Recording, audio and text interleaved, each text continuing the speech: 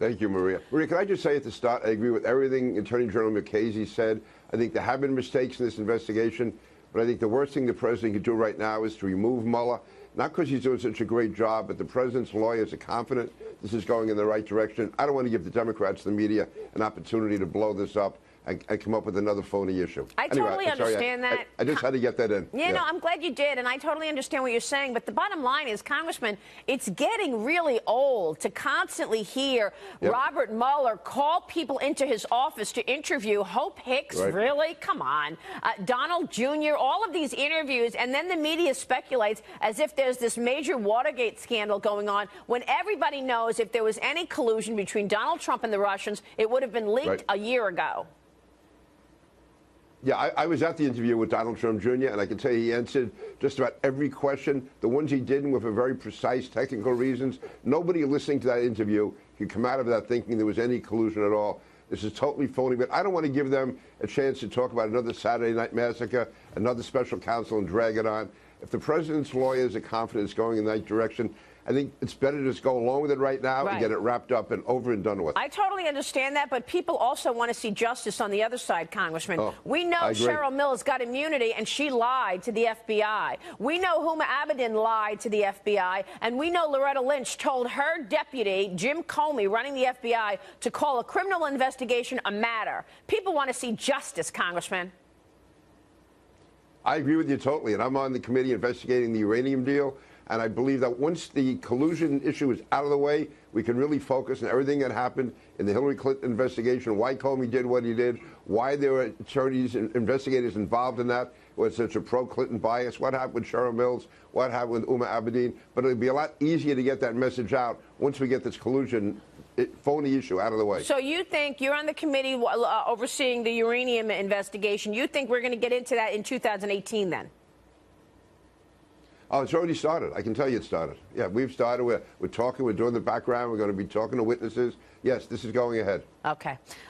Let's move on to the other big story this past week, and that is the president recognizing Jerusalem as the capital of Israel. Here's what he said. Listen to this, Congressman.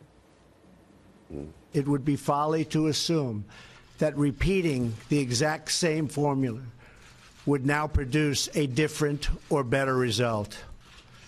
Therefore, I have determined that it is time to officially recognize Jerusalem as the capital of Israel. Consistent with the Jerusalem Embassy Act, I am also directing the State Department to begin preparation to move the American Embassy from Tel Aviv to Jerusalem.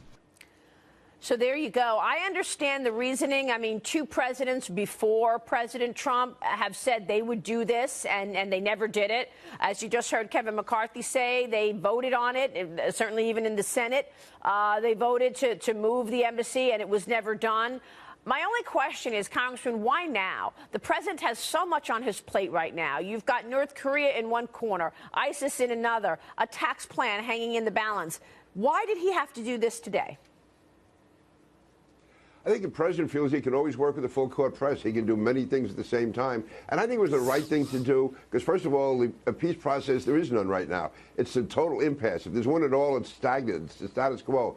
Nothing is happening. And there is violence. I think this will help. This could help to jumpstart the peace process. Also, if you notice, there's been a very muted reaction from the Arab governments. I know they have to make some pro forma statements, but listen, they would much rather have President Trump playing an active role in the Middle East that what went on during the Obama years, where Iran was built up, Israel was sold out, the government in Egypt was overthrown. President Obama withdrew his pledge in Syria. He put people like King Abdullah on the line to support us in Syria. Then he invited the Russians in instead. So, no, listen, on balance, this is the right thing to do. There's no guarantee it's going to work. But I really think that something was needed to be done to let the Palestinians know, yes, we are standing strongly with Israel, but we are willing to be an honest broker. And for these European countries that complain about us somehow upsetting the peace process, what have they done for the peace process over the last 50 years. France and Germany, what have they done? Well, that's a really good point. And by the way, on the peace process conversation, I just got back from Saudi Arabia, and I couldn't believe the mentality and the sentiment in Saudi about stomping out terrorism. I mean, the Crown Prince, future king, told me directly, we're going to get extremists down to 5% of this country in the next couple of years. Then he turns around and he arrests all of these princes, royal family members, who he says got their money, fraudulently because they were funding terrorists. So, and then to hear the Crown Prince align Saudi with Israel, Congressman, that's pretty stunning. Right. Yeah. Nobody would have thought 20 years ago that you would have so many prominent Arab leaders, both openly and very much behind the scenes, working with the Israelis. Right now, the Saudis, the Jordanians, UAE, Egypt, these countries are certainly far closer to Israel than they've ever been than anyone could have even anticipated years ago. Congressman, before you go, I got to ask you about taxes. You voted no on the tax plan. You just heard Kevin McCarthy. He said, no, you're not talking about $10,000 for property taxes and another $10,000 cap for state and local income. He says it's one $10,000 property cap, and that's going to, he's hoping to be able to put toward property or state and local income. I know we're getting into the weeds a little here, but what would it take for you to vote yes on a final bill?